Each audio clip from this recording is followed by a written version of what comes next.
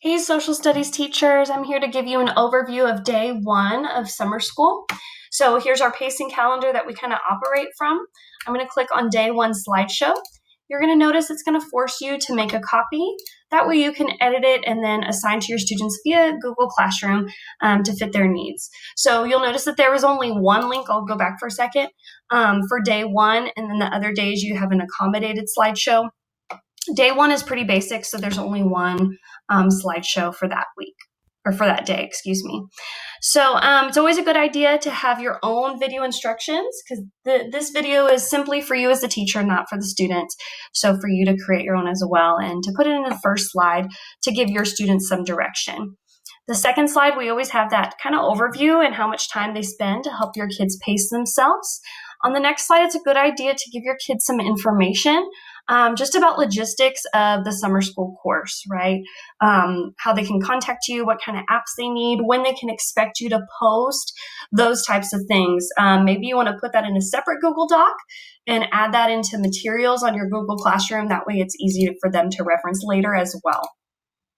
This next slide is a Google form that's simply a distance learning questionnaire, not a grade, for you to learn more about your students and the technology they have available to them during summer school. So when you click on this link right here, it's going to force you to make your own copy, which then you could assign to your own students to get that data from them.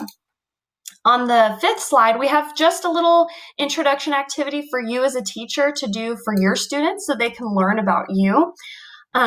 So you can either do this on the slide, or maybe you want to integrate Flipgrid here. There's a couple of links that can get you started on Flipgrid, and perhaps having your kids do that as well. So on slide 6, again, this is for your students to fill out. You've modeled for them on the previous slide what you'd like them to do for you to learn more about them. Next, we have a brain break, which we've tried to do in each day through summer learning, because we understand kids are at the computer for a long time, and just basically getting them to kind of move their body and take a little brain break. So diving into the content on day one, really it's just them understanding that there's, U.S. history is kind of split up into these eras, and we're going to briefly look at colonization and revolution era today.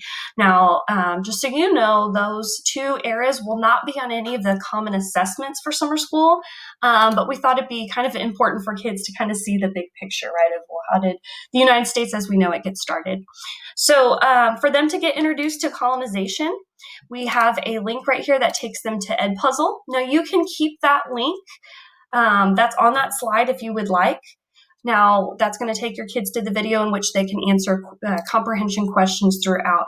Now if you keep this link, one thing to know is that you will not get the data for each student. That's simply for their practice, which you might be okay with since that stuff isn't on the common assessment. But if you would like more data, you can certainly assign this video through Edpuzzle. You would get a different link, and these YouTube videos will show you how to do that.